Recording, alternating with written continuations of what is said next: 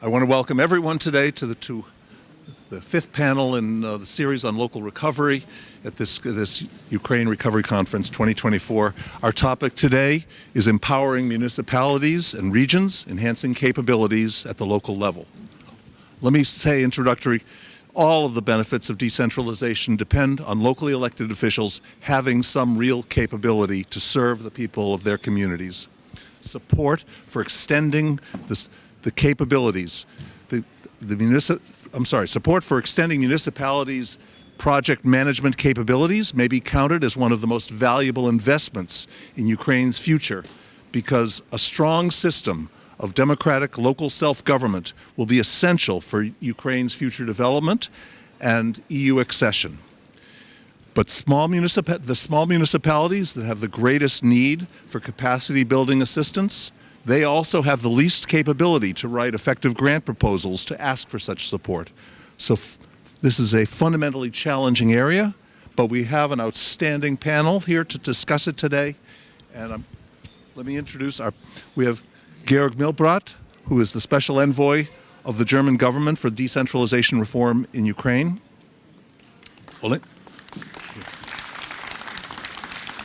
Olena Shuliak, the chairwoman of the committee in the Verkhovna Rada for the organization of state power, local self-government, regional development, and urban planning.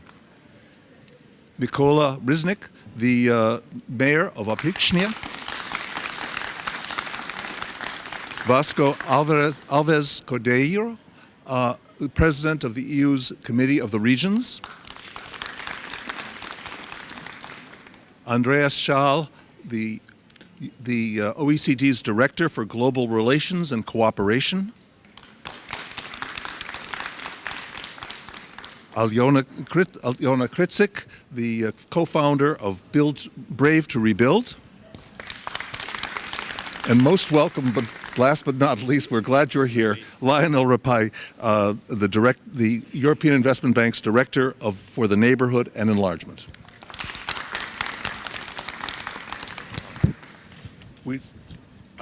We each have 4 minutes for opening comments. I'll offer a question for each of you.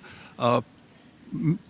Milbrat, as the Special Envoy of the German government for decentralization reform in Ukraine, you have seen this process develop since 2017.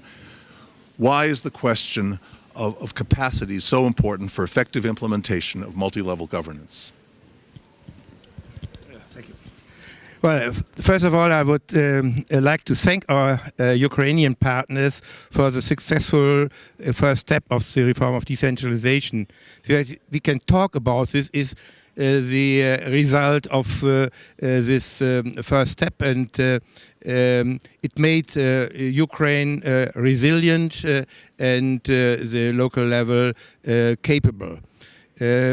The multi-level government system based on subsidiarity principle is a key element of our European tradition and our thinking, strengthening democracy and improving inclusion of the citizens, which is easier on the local level, and nearer to the people is just the opposite of Putin's Russia.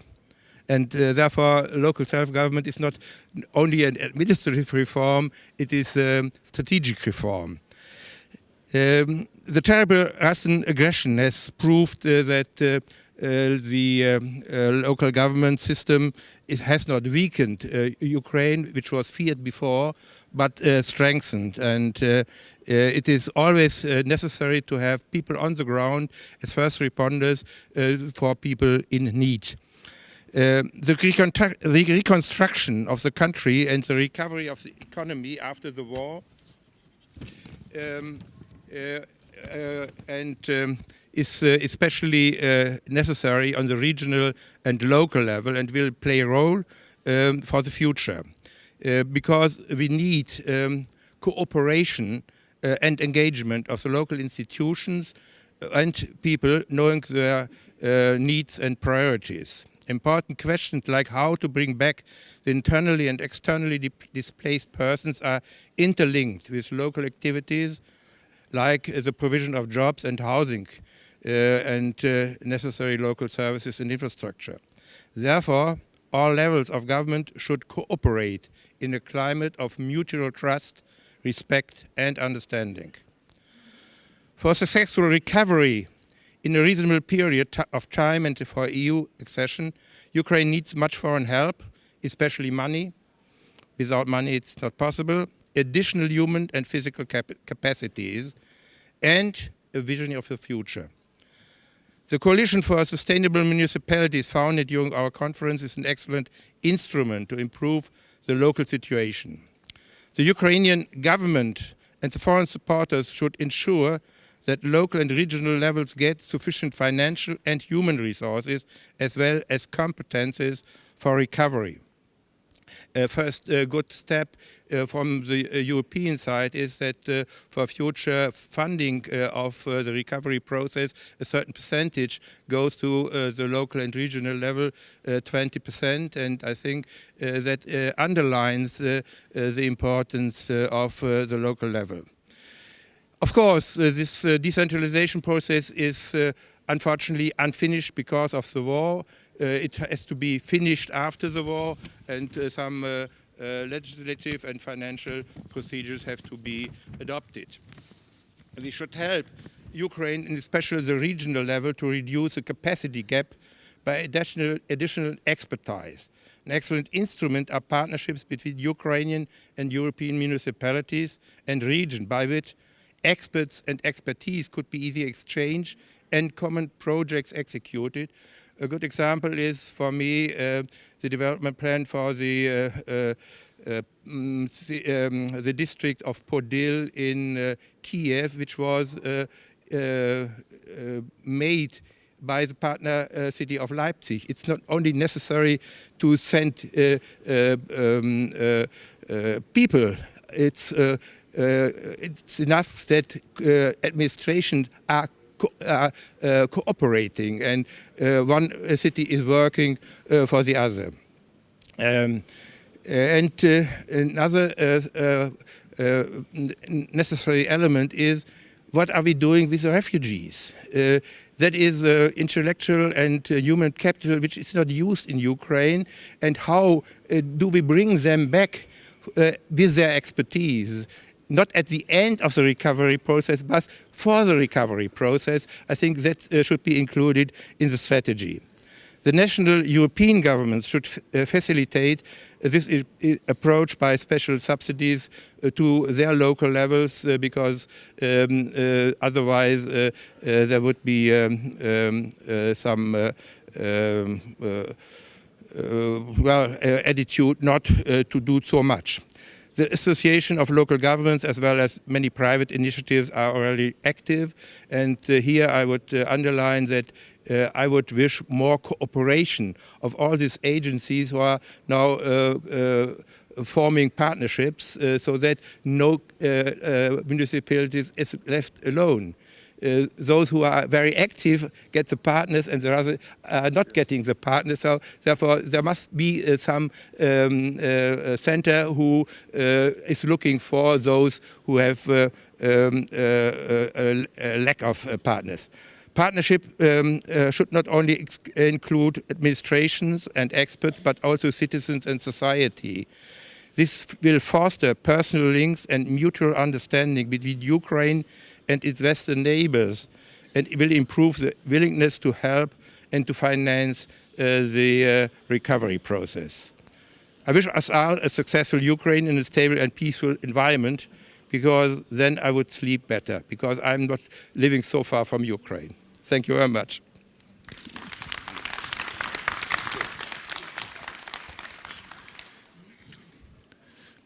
Ms. Shuliak, I'm building on Mr. Milbrat's remarks. I do want to remark that it was the Verkhovna Rada's Act of 2015 that decentralized 60% of personal income taxes to the new Hramadas, the new municipalities, and this really is one of the pillar that created responsible local self-government, and your body must be given the credit for that. Please, can you talk about how you, at the legislative level, you support decentralization in Ukraine, and what need you see for support at the implementation level? Thank you. Доброго дня.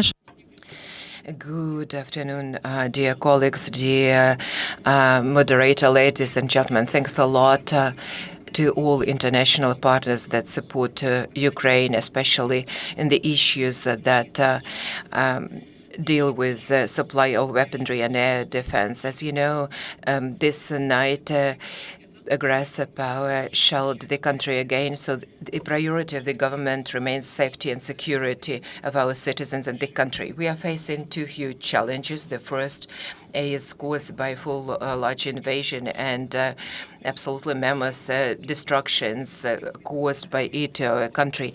And very often this type of destructions require immediate response, as it was in case of Kakhovka Dam destruction, when we had to immediately build water supply systems for the people to have access to the water.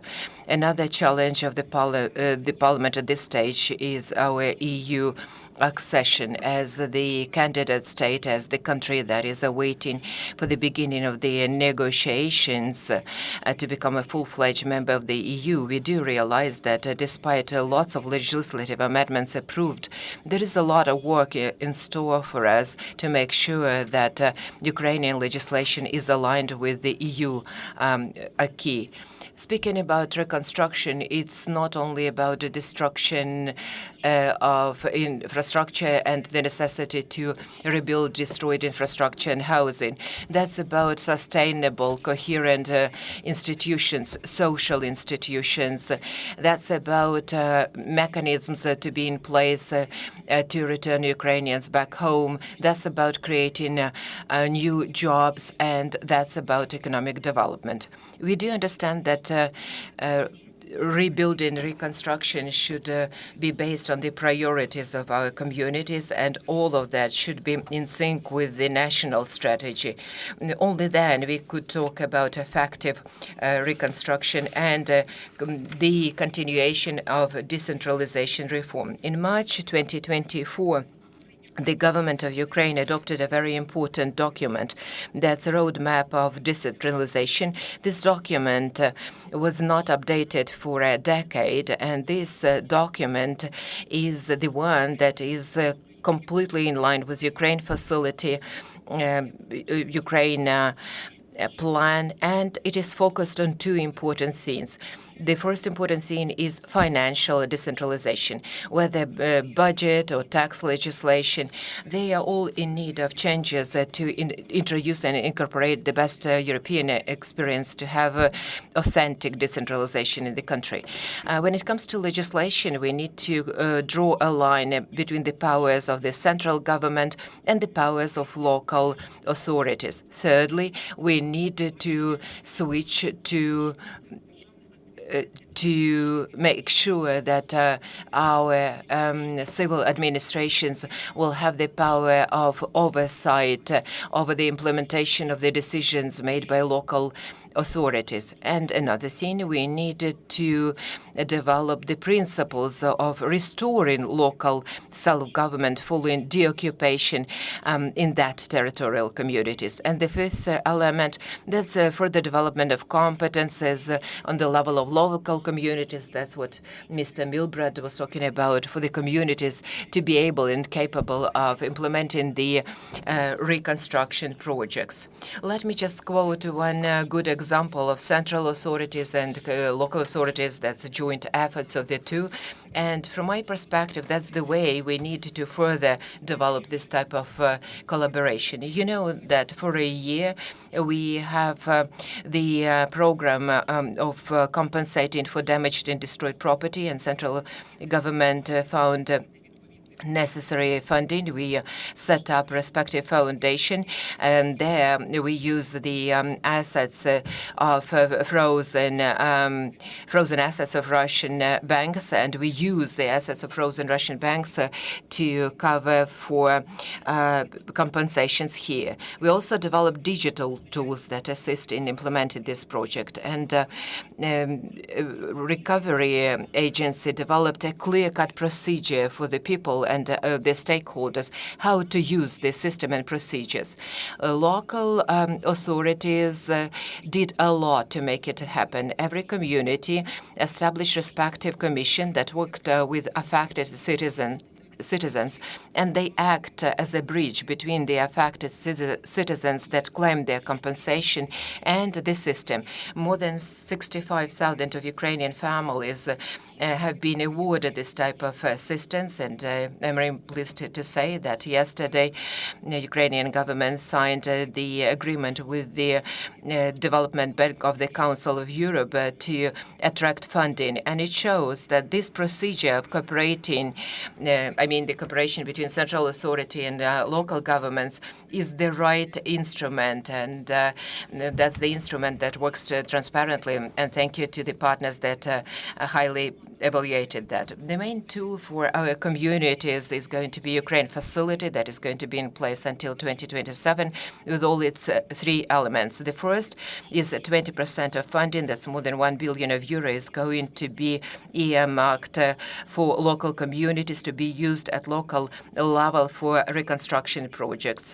The next one is investment. When we have the respective foundation in place, when we'll have an idea how to have access to European funds and European funding, and this will allow to attract private capital to develop our communities. And the third component is probably the most important one, because that's going to enable our communities to create respective competence centers with training and retraining, how to secure economic development in the communities, how to work with the project management tools, how to attract investments for local development. And let me just say that 524 communities at this stage is working with international technical assistance. 45 communities have respective offices to support that. 200 communities engage international partners to develop respective programs of comprehensive recovery, and that shows that the third element of Ukrainian plan is going to develop. It has the future.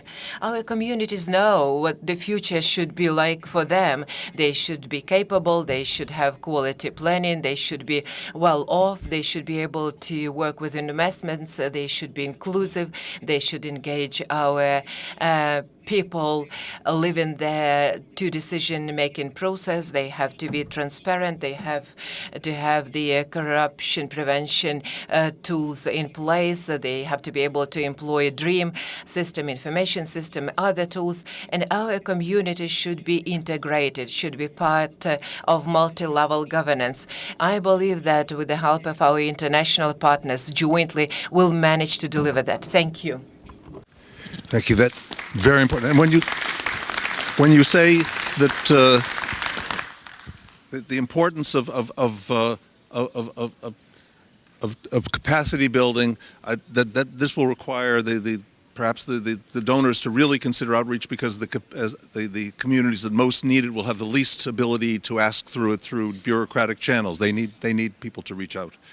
And Mr. Reznik,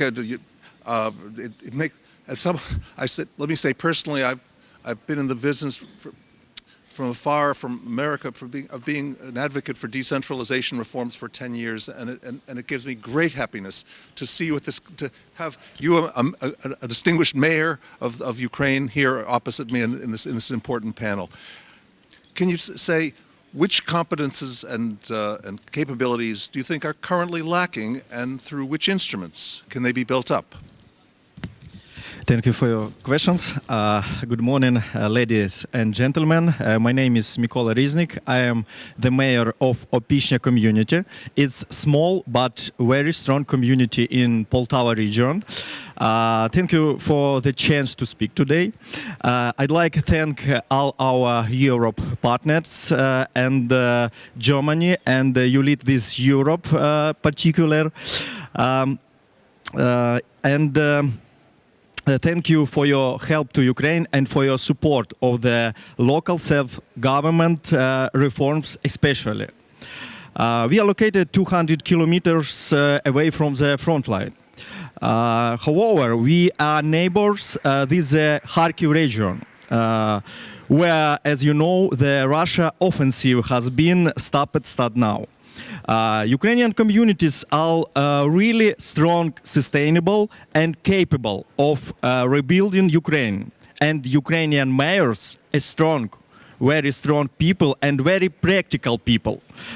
During the years of war, we have learned excellent crisis management skills. In our community, we take care of schools, kindergartens, hospitals, and public services. We also help and accommodate IDPs, and most recently, many Ukrainian communities have learned to build drones, and is this way help the Ukrainian army. Our community consists 8,200 people, but last year we were fourth in Ukraine for the supply of drones for the army. Fourth, after the million-plus population cities. We do many projects that have been done the first time in Ukraine. We have become a strong foundation for the country, and we stood up. And today we extremely institutionally capable. Local governments are the closest people, as we report and act transparently, because people can everything, see everything. So our community is ready to start recovery process. We are not just ready. Moreover, we started it a long time ago. Even though missiles are still flying our heads and budgets must shorter.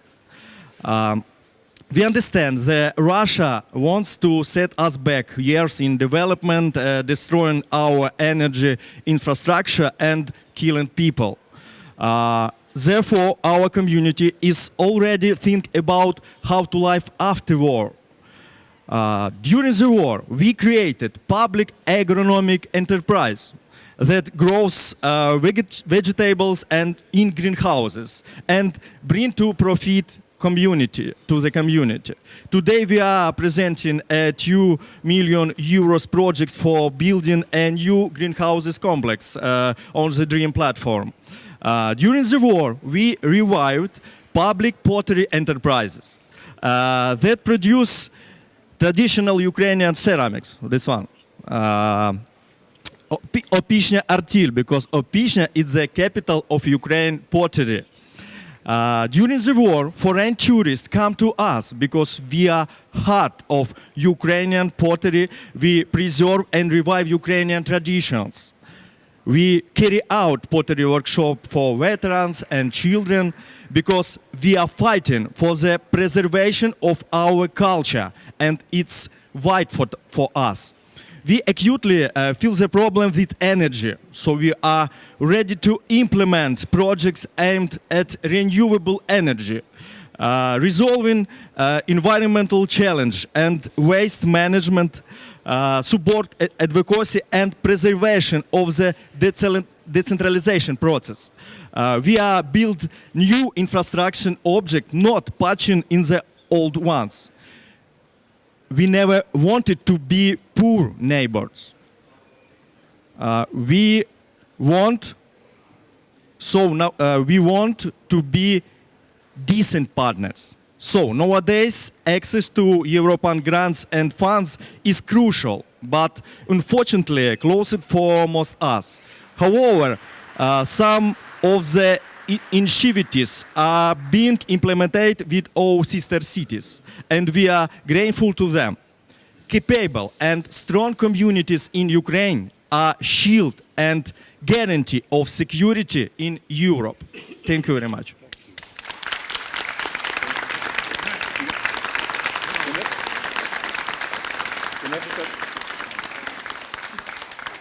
The next session will be on partnerships. There's a lot of talk about that, but I'm sure that the communities in other countries will, in their partnership with cities in Ukraine, will have something to offer about many points. But I am sure also that on many points you have and in particular, for example, if I were in a municipality anywhere in the world and I wanted help on crisis management skills, I'm sorry that you had to learn as much as you have, but I'm sure that you could be a good guide to partners elsewhere in the world. President Alves Cordeiro, let me say I greatly appreciate the importance of the Council of the Committee of Regions, the Committee of Regions, and appreciate greatly your work in bringing mayors subnational officials in Ukraine into your body to help with advising the European Union. Tell us, what role does EU integration play in strengthening the subnational level, and how can the Committee of Regions support its capacity building?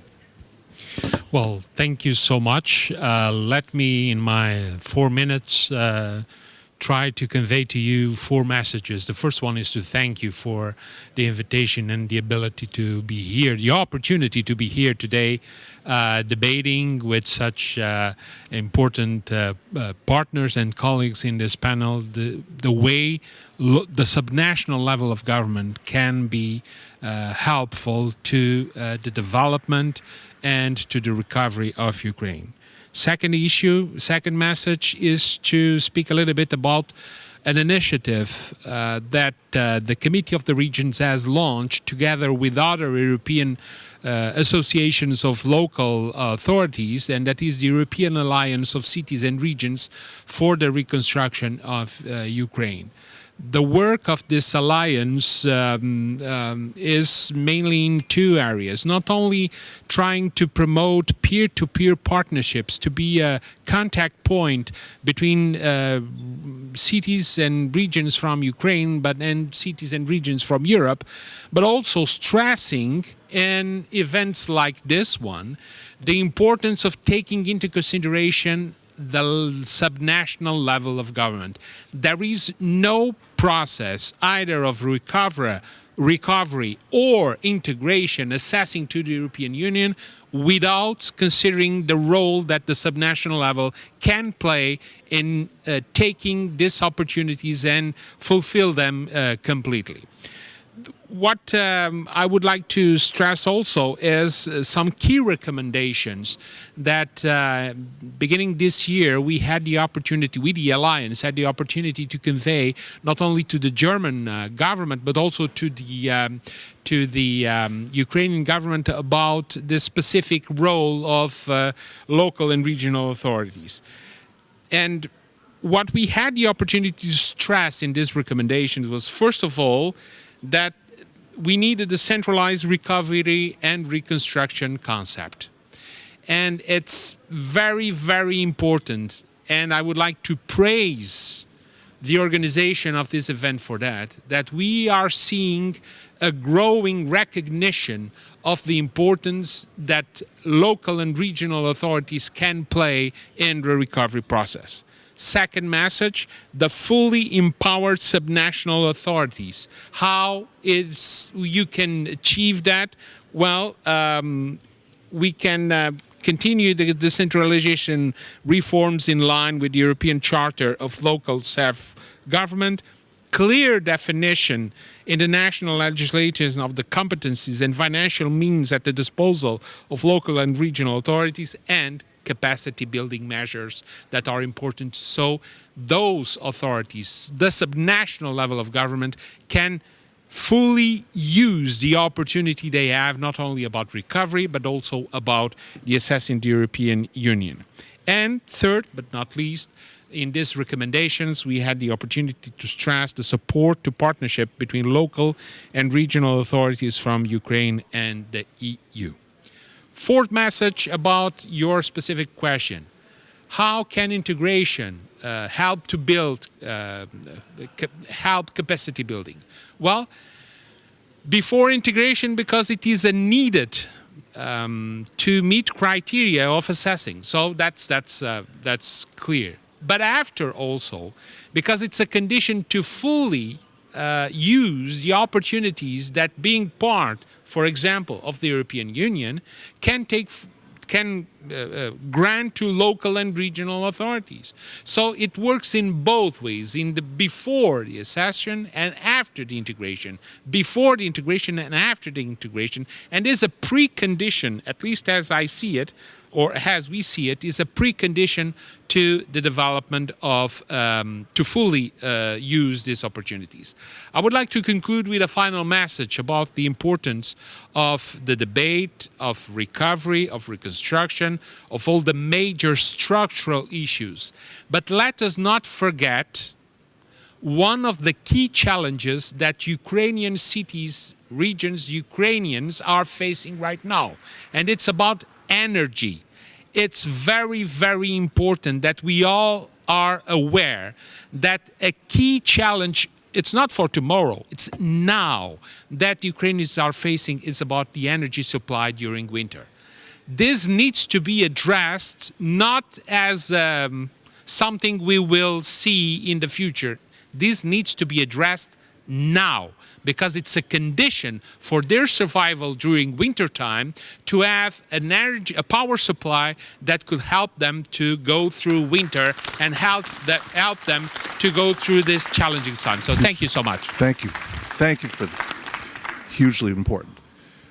Mr. Shah, how will the OECD's Ukraine program support Ukraine's agenda for reform, recovery, and reconstruction, and help to advance its ambitions to join the EU and the OECD? And if you can, comment on capacity building instruments that can be particularly helpful for the subnational level. Thank you.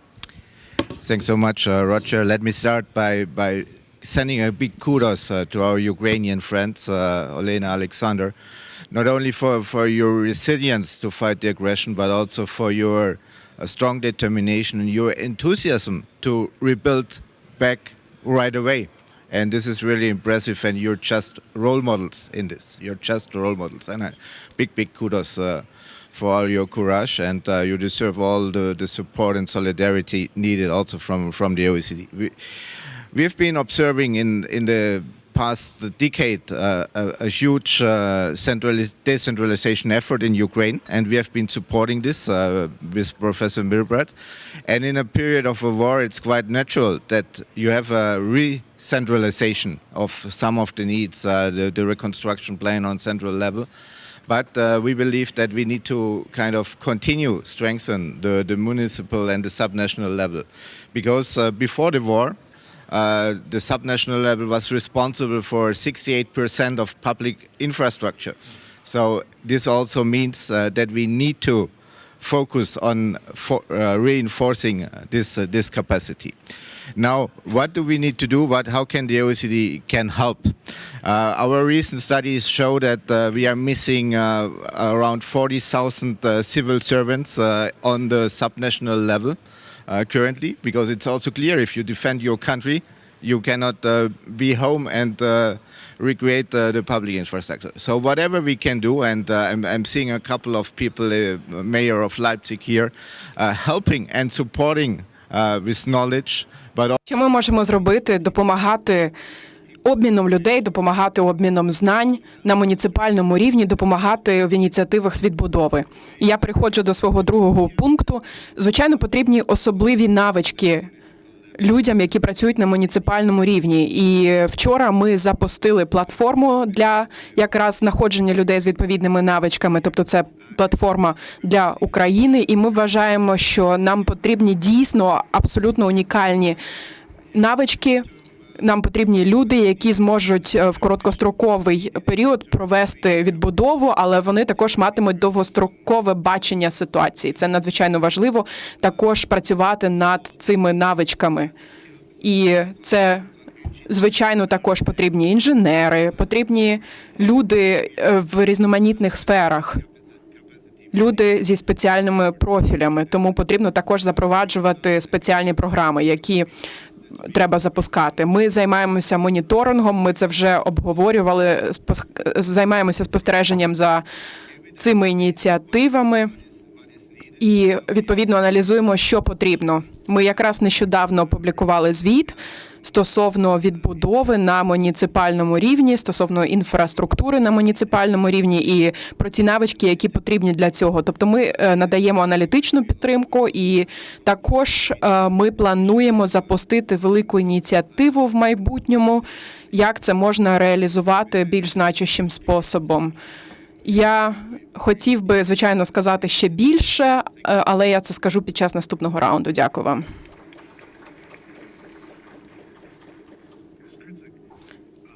Пані Крицик, ви заснували організацію, яка називається «Фонд Сміливі».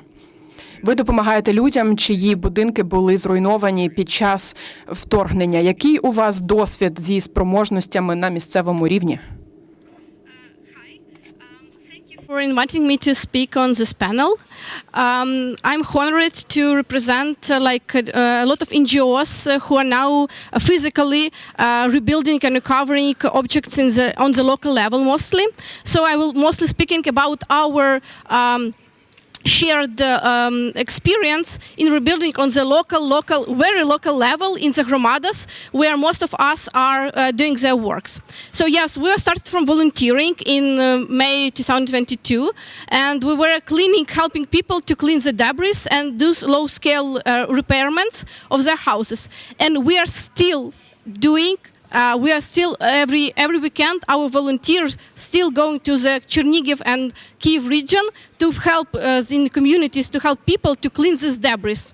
It's not about bad administrations. It's about resources that we lack on the local level in the small hromadas, because we are talking about experiences of huge hromadas with bigger budgets, but we are not talking about very small hromadas who are not even represented here, and they have lack of these resources. And here we as NGOs and civil society, we can be the we can be the voice of such hromadas, and I'm here voicing them. Because we still clean the debris, and the debris, it's it's a low level before the recovery to do. Next year, in 2023, we're repairing 12 schools in 3 regions: in Kharkiv region, in Chernigiv region, and in Kyiv region. Within the program You Lead with Europe, that financed by European Commission, and we worked very closely with the local administrations. It was these small hromadas I'm talking about. And firstly, they saw us as competitors, and we are NGO Foundation, saw us as competitors for the fundings. Because they haven't received that funding, we received. But during the work, in the end, they were unofficially telling us, "Oh, thank you that you done this work," because this work, it's a quite. You need a lot of paperwork, and the previous panel was about that. You need tenders. You have a lot of controlling things. You have to find the company who will do it. You need to control it on every step. You need to do this inclusiveness. You need to understand what is inclusiveness. You need to do participation. And on local level, there is no such people such experts who can be these project managers on the local level to manage these recovery projects. Because you need a lot of expertise. You need to understand in buildings. You need to understand inclusiveness. You need to make this participation with Hromada, because in every school we made this participation on our own resources. We're asking children, what you want your school, how we can make it better, not like was before. And teachers and local administrations and parents were all included in this process. And we made this because we are from the civil society. We are it's our nature to do more. And we were doing these participations and controlling on every step to be inclusiveness, to be transparent, to communicate with Hromada, to engage Hromada, to clean, to help with these repairments and to help with cleanings, etc. So it was our work a partners of these Hromadas. And what is my point? That in the local level, we have very less people who can be these project managers, because it's a complicity of skills no one have learned before. We have no such, education like it was before, so prepared people. And now with Isar Yednanya, we made this profile of competencies for this person or the team, like office team, and we are willing to share this like profile to make this education, because we know there will be education, you know, on the master's degree, etc. But we don't have such much time for people like 2 years to have the master's degree and then to work in Hromada. We need to educate people in Hromada and form local NGOs, because local NGOs can be very good partners for the local Hromadas to manage such big recovery projects as like small-scale recovery projects, or just to be the partner, because every recovery it doesn't give the all money for people to be prepared for the winter. So we need something more to make these repairments. So it was my point that with the financing, it should go with education and the help of experts to someone we can consult with about some issues, about how to do it more inclusive. Please see the plan, what can be done more, what can be done more with this project. So it's my biggest point, that with financing should go education, and you are talking about IDPs who are abroad now. I know that a lot of people don't want to go home because they have no work left. Their factory is closed. Their business is closed. So you can now, when they are abroad, there can be some programs to prepare such people to be these recovery agents that can come to their Hromada and to manage these recovery projects. Thank you.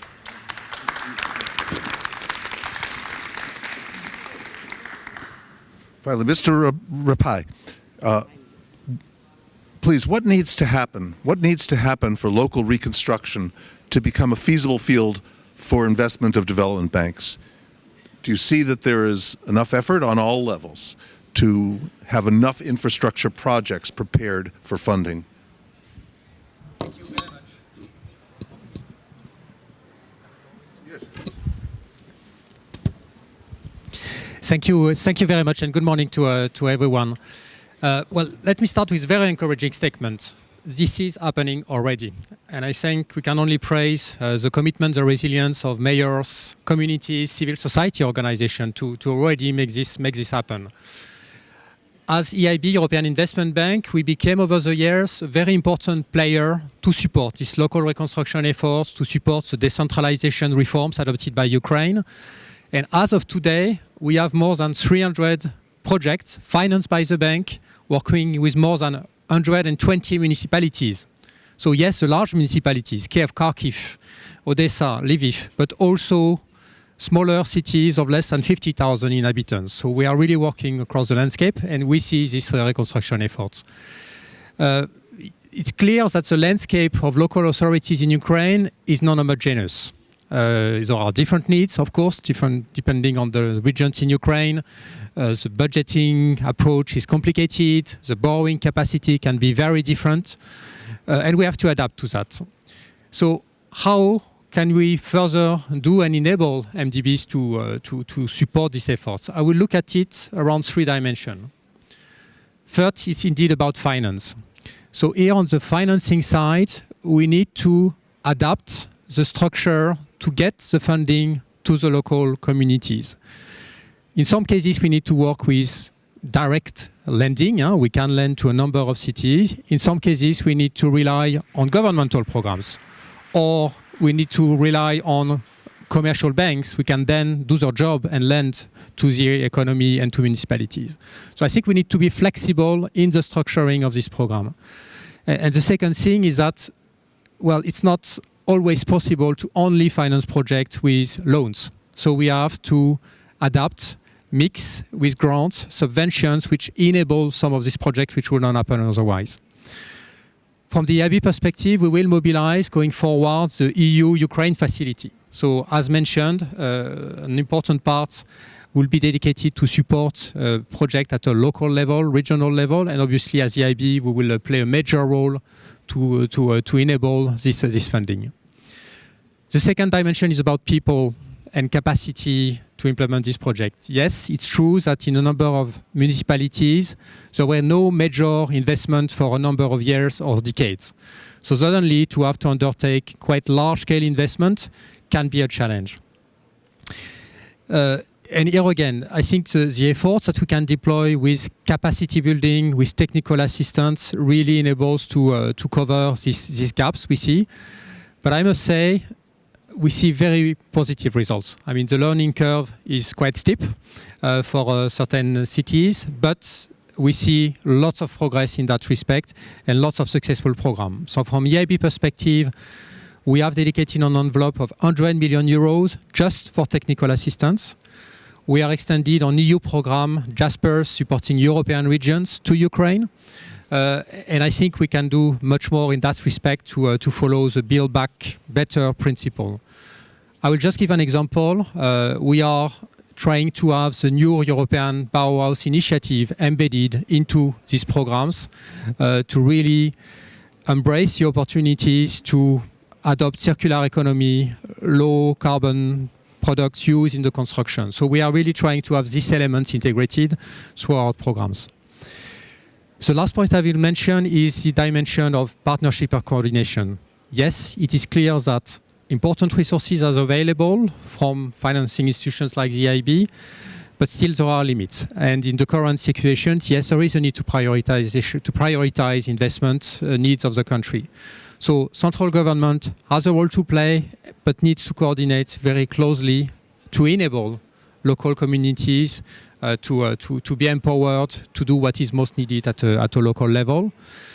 And secondly, there are a number of partners working to support Ukrainian regions and cities. So the work we can do with the European Commission, but with other partners like UNDP, GIZ, Covenant of Mayors are very, very important. So I really look forward to continue that work with empowered, strengthened local communities to roll out the Ukraine facility. Thank you. Let me just check if people would like to make some remarks about. We've all made excellent, strong statements, and I want to invite you to enlarge, perhaps for 1 minute each, if you like.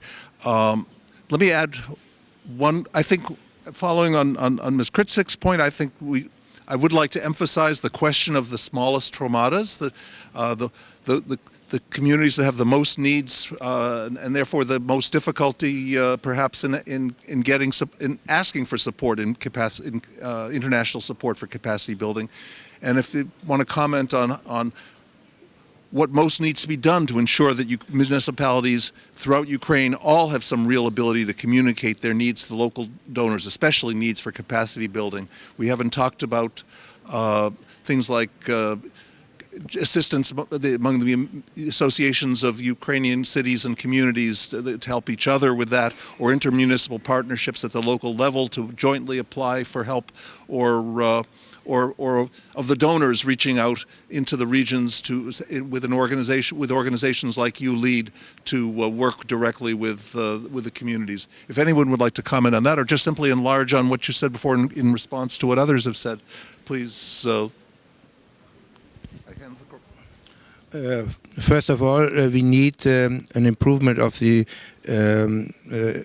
financial system in Ukraine concerning the distribution of the taxes and burden sharing system, so that the difference between the rich and the richest and the poorest Romada is less than before, because we have a lot of Romadas in the countryside which cannot die or not live. The second element is in Ukraine there is another level of government which we have not discussed. It's the district. Maybe the district could organize more cooperation between municipalities, especially those you mentioned. And the third aspect is an improvement and prolongment of your lead. That is not getting money, it's getting advice. And it was very helpful in the first process, and therefore, especially to the EU, they should think about enlarging and prolonging this aspect. Last remark concerning grants and debts. I think in a lot of cases you need grants. especially if they're not some sort of refinancing the debt. And so I think we should, on the local level, concentrate more on grants, and on the national level more on loans and other financial instruments. Mr. Juliak, you should speak. I wonder whether funding inequities would be less if the personal income tax was distributed not based on where the tax is paid, but on where the person lives. The value added is produced. Yeah. Mr. Juliak, you must speak. Да, якраз веде Yes, we are working on this to change our taxation system so that people pay taxes where they live. I think that our legislative branch will put this into practice. Going back to the question of assisting the smallest communities who don't have the HR to cooperate with our international partners. I would like to mention the digitalization in Ukraine. It was already ongoing in Ukraine before the full-scale invasion, and now is a large part of our life in the area of reconstruction. For example, the system DREAM contains projects, more than 4,000 projects, covered about 23% by financing. It contains all necessary documents, templates, plans, and drafts in order to be able to learn on previous data how to fill in documents and how to cooperate with our international partners. I would also like to emphasize, always keep in mind when we speak of decentralization, how people can be incentivized to participate in decision-making.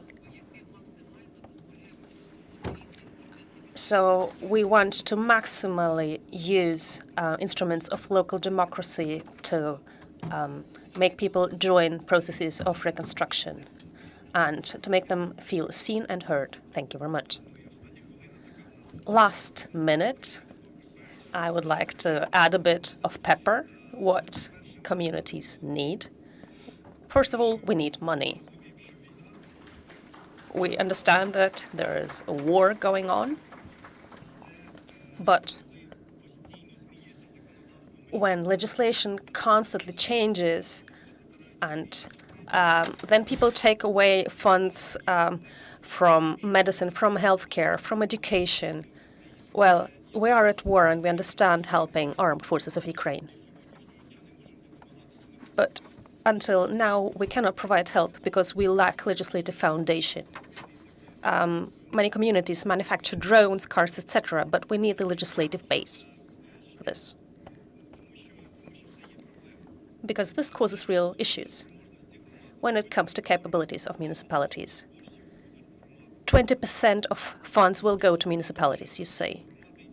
But many say that communities are incapable, need to be taught, etc. But we are capable of repairing our water supply system, of repairing schools, kindergartens, of mobilizing our people, and you say that we are unable to allocate money. Well, we can. So I would like to thank our European partners for their support in our process of decentralization. Would like to thank our central government for being partners and not competitors. And we hope for further cooperation with the EU. Thank you very much. To stress 2 points about the work that the Committee of the Regions is doing, and especially what is planning to do in the near future. One of the things that we are doing, we've just extended this year one of our initiatives called Young Elected Politicians program that allows young elected politicians to go to the COR and have contact with the way we work and get familiarized with the institution and with the European institutions at all. The second is a program about having capacity building for local and regional authorities, especially with Ukraine. the Committee of the Regions itself can work as a way to promote this because, well, we represent around 1 million of elected officials across Europe. We have regions and cities coming from all 27 member states. So this is the place where you can have a contact with other regions, other cities, and exchange point of views and have, for example, best practices exchange. The third issue is about the whole process of decentralization and the whole process of encouraging this. It's very important that we be careful. We don't need, and I take from our colleague here in the panel, we don't need to tell what to do, because that's not the way it should work. But there are some guiding principles that are a precondition to, for example, be part of the European Union. But it must be the Ukrainian people to decide how to achieve these guiding principles. And it's very, very important that this is followed based in some common accepted principles and rules that exist already across Europe, and also that should exist in that part of Europe that we hope we could join soon, Ukraine. Thank you.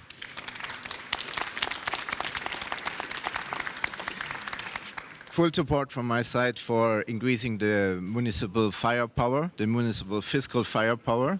It's really important. Taxation is a very important issue also in our country program for Ukraine.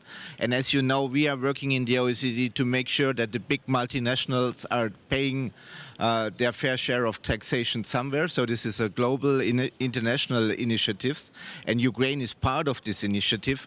And we need to make sure that part of the revenues of this 15% minimum tax for which digital companies have to pay also go back to the local level. And this is something, I mean, we will continue to advise in our decentralization projects. Very final point, there is also an international scene of peers. We have an initiative called Champion Mayors for Inclusive Growth, about international learning, how we can promote inclusive growth, and this is we can make at your disposal also for infrastructure reconstruction. And this is something also the German government is very engaged with the mayors for sustainability. So there are a number of international peer institutes, and you mentioned, Roger, this, and this is something we need to go full force. Thank you.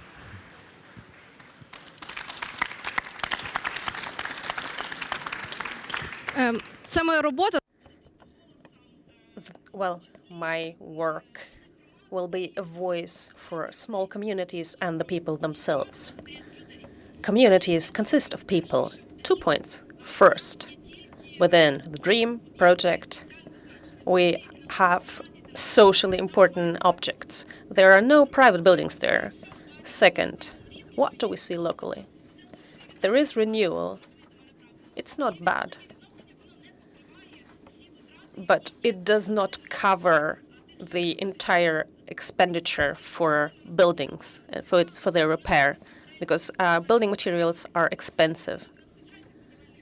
We lack construction companies, and when reconstruction begins, you understand that a lot of damage is then discovered. In order to winterize a building, it takes a lot.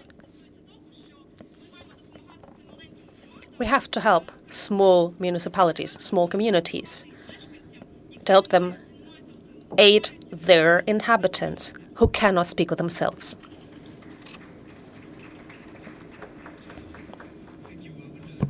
Brief and come back on one point, which is very often we see very great concept, obvious needs, and the financing is there, but it takes time then to go to actual tangible investment happening.